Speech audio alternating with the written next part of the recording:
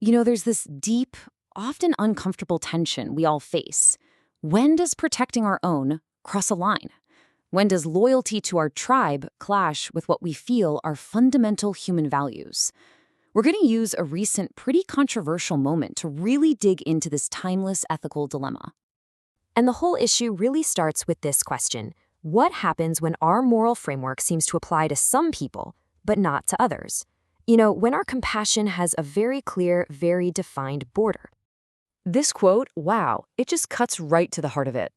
In some recent commentary on Gaza, Michael Knowles drew this really hard line. The suffering of one group was kind of presented as negotiable, but for his own group, it was an absolute. An attack on a church, unacceptable.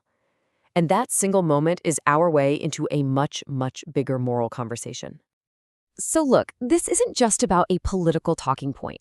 It's really a window into a specific kind of moral logic, and it's one that's worth taking a much closer look at. And this right here perfectly illustrates the central dilemma, doesn't it? Is the line being drawn around a universal principle, something like, say, the sanctity of all innocent life? Or is it being drawn around a specific group of people? The difference between those two things is absolutely crucial. And that brings us to a really key concept here: tribal morality. This is the idea that our moral obligations aren't universal. Instead, they're conditional. Your right to be protected, your inherent worth, it all depends on whether you're part of us. Okay, so if that's one side of the coin, what's on the other? Let's put these two frameworks right next to each other and compare this tribal approach with its powerful alternative, a universal morality. And wow, when you see it laid out like this, the difference is just stark. In a tribal framework, a person's value is conditional.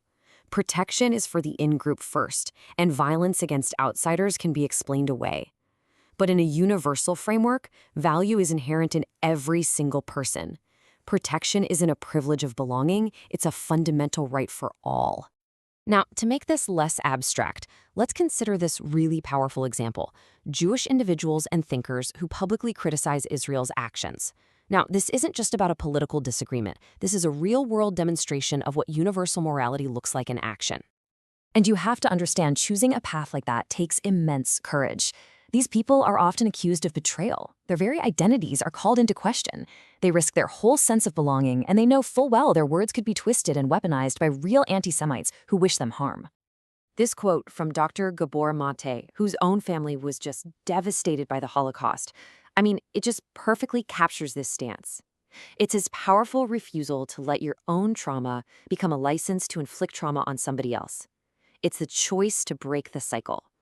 But it's easy to think this is just about today's headlines. This debate it's far from new. This tension between tribal loyalty and universal ethics is one of the oldest stories in human history. You can trace this tension all the way through history, like a constantly widening moral circle.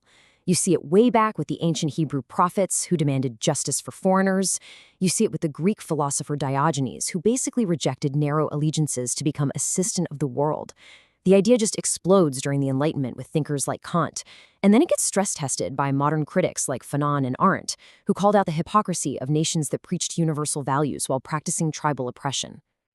And what's so interesting is that while a lot of world religions preached a wider moral circle in their core beliefs, think of the Good Samaritan, in practice, they often slid right back into a tribal focus, prioritizing their own flock above everyone else.